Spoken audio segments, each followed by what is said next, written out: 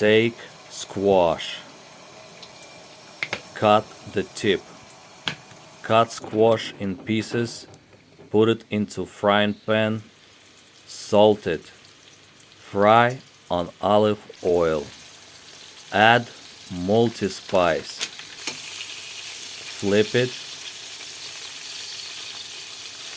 Flip all the pieces of squash. Fry them for 5 minutes under lid. Beautiful. Now transfer some squash. Add the egg. Add another egg. Now add the third egg. Add Parmesan cheese.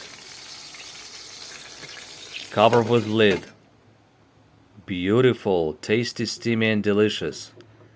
Service. Service. Nice. Amazing. Beautiful squash. Let's try it.